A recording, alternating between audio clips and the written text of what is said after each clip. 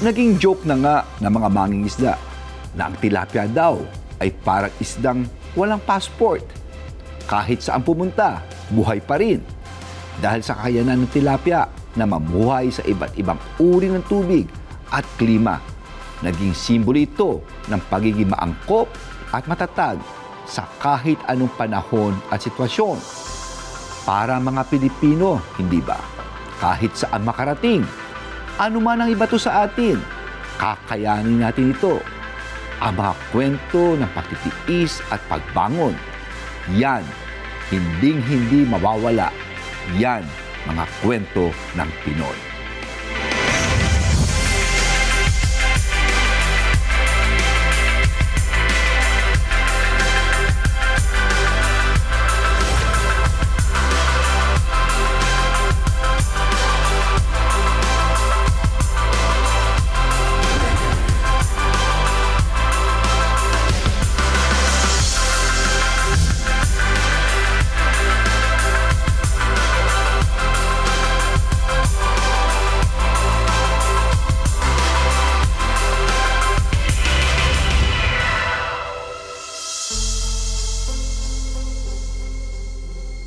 Kung sa Siargao, learning while having fun, napaka-thankful ko po na merong mga organisasyon tulad ng SPOY School of Life na handang tumulong para magkaroon ng magandang edukasyon ang mga kabataan na mahihirap at walang kaya sa buhay.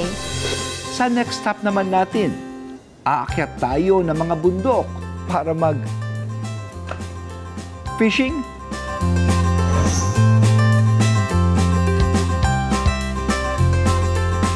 Ang Bayawan City sa Negros Oriental ay isang lungsod na kilala sa agrikultura at pangingisda, lalo na sa mga proyekto tulad ng Fish Farm Development Program.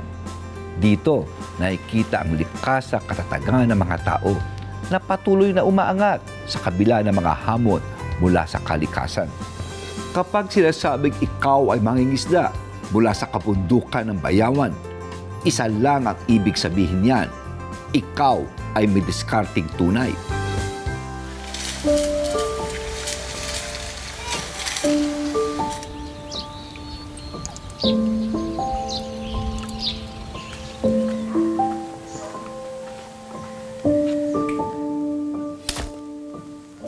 Tagaan nyo sa lupa to.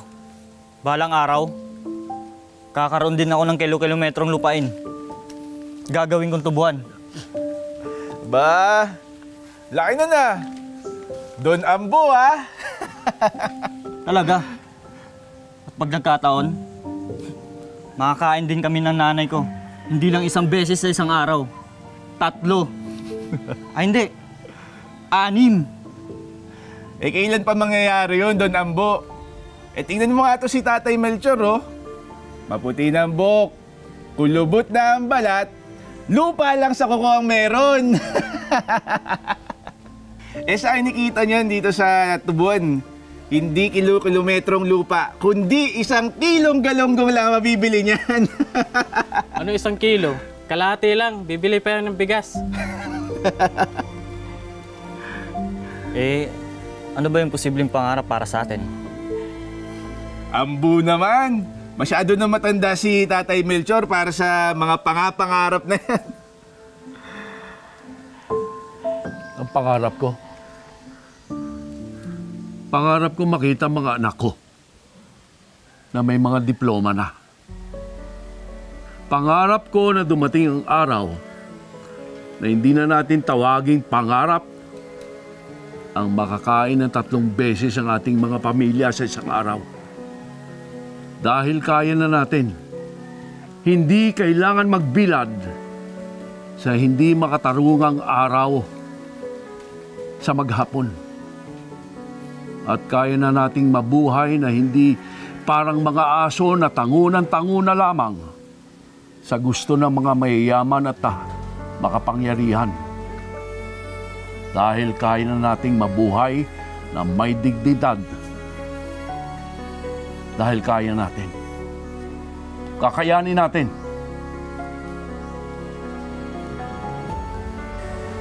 Paano po bang mangyayari yun, Tay Melchor? Eh di hindi na mangyayari. Masyado imposible yung sinasabi ni Tatay Melchor. O sige nga, Tay. Paano, Aber?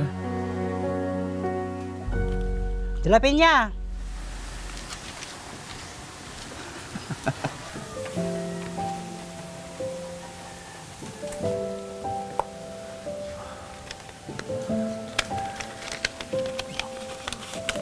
Kilos na, abutin tayo ng dilim.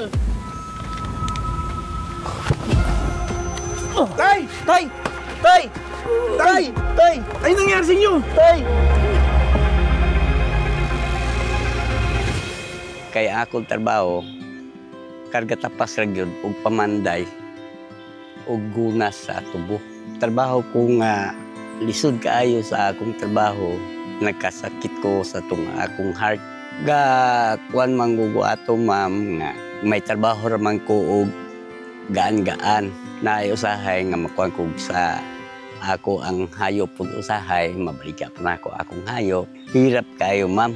Mag alas 4 pa sa kadlawon, maambak na kami. Makadto na mi sa talapsan dahil magtapas mi intiro adlaw. Karga tapas, pag-abot na po sa truck, makarga na po mi. Tag 50 ang turing. Sa pulo mi, makakarga kami 10 tulinadas. May tag 50 pesos kami sa among inadlaw. Budget na lang na ma'am. Ang kada simana man among sweldo. Ginabudget na mo nga mabtan kami sa usa ka semana nga maka-igo ra gyud.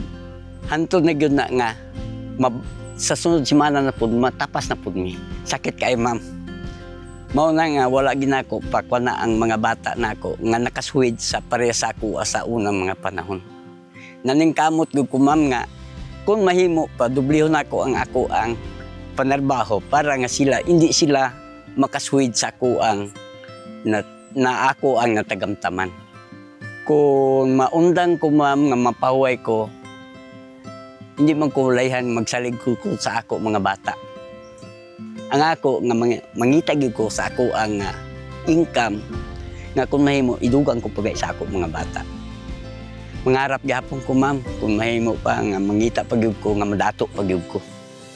Masyadong mahirap kami noon ma'am. Kasi palagi na lang iba't iba ng mapasukan yung trabaho sa asawa ko.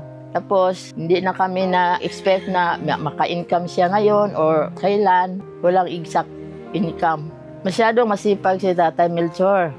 Kasi hanap siya ng trabaho. Hindi siya makahanap ng trabaho para kami maka-income. Mabait naman siya. Masipag maghanap ng trabaho.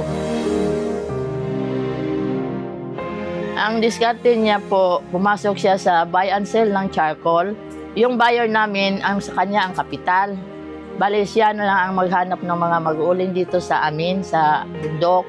Para sinisiguro namin na maka-income kami kasi meron na kaming college. Pumasok siya sa charcoal tapos yung buyer niya, weekly ang biyahe nila.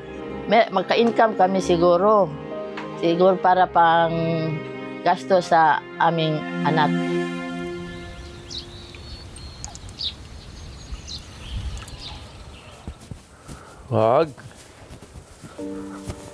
Huwag niyo ako dadalhin dyan. Malilintikan kayo sa akin. Malilintikan kayo sa akin. Norma? Melchor? Norma? Ano nangyari? Tanghali na ba? Bakit hindi mo ako ginising? May lagnat ka pa nga. Ha? Dinala ka dito ni Jose at Ambo kagabi. Hinimatay ka daw sa tubuhan. Tapos ayaw mo magpatakbo sa ospital. Gawa ng sayang daw ang pera. Pero Norma, sayang wala akong kinita sa araw na to. Melchor, may sakit ka pa. Huwag mo munang isipin yan. Total, libre naman ang talbos ng kamote sa likod bahay. Pinagluto nga kita ng sabaw na mahihigop mo. Okay lang, Tay. Hindi kasi pwedeng mapahinga ang tatay niyo eh. Kailangan tuloy-tuloy yung pagtatrabaho ko kasi. Tay, Pasensya na ho. Ito lang ang nadalensya namin. Mga anak, pasensya na kayo ha. Tay naman. Huwag ka na po humingi ng pasensya. Ginawa mo naman po lahat to para sa amin. Diba? Oo nga, Tay. Oo nga, pero ang sinasabi ko na dapat ngayong araw pumasok ako para may kikitain akong pera. Sana nadagdagan man lang yan, kakainin natin yan. Ha, Norma? Tay, tagal na ho pala kami nag-uusap ni Mel dyan. Naisip po namin na mas makakayanan na po natin yung mga gastusin, Tay. Kung isa po sa amin, tutulong para kumita. Di ba, Kuya? Anong ibig sabihin? Tsaka, Tay, si Kuya, mas malapit na po siya makapagtapos ng college. Di ba, Kuya? Tsaka, naisipan ko rin po maghanap ng trabaho sa Maynila. Ha? At hihinto na rin po ako sa pag-aaral, Tay. Ano? Anak? Hindi ganoon. Hindi ganoon. Hindi ka maghihinto sa pag-aaral. Hindi yun ang pangarap ko para sa inyo. Huwag kayong mag-alala, itataguyod ko ang mga pag-aaral niyong tatlo. Magtiis lang tayo. Tay, nakausap ko na rin po yung employer ko eh. Tanggap na rin po ako sa pinasukan ko trabaho. Tsaka, malaki po yung kita dun, Tay. At maganda po may itutulong sa atin. Para sa atin yun, Tay. Pamilya po tayo dito. Magtutulungan po tayo. Diba, Kuya? Uy.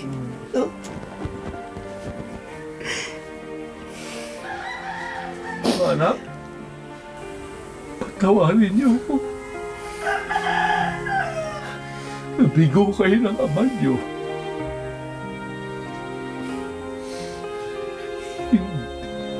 Hindi dapat ganito.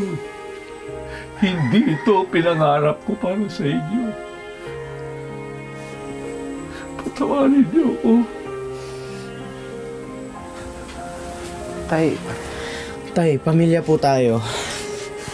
Tay, pamilya po tayo. Magtutulungan po tayo. Diba?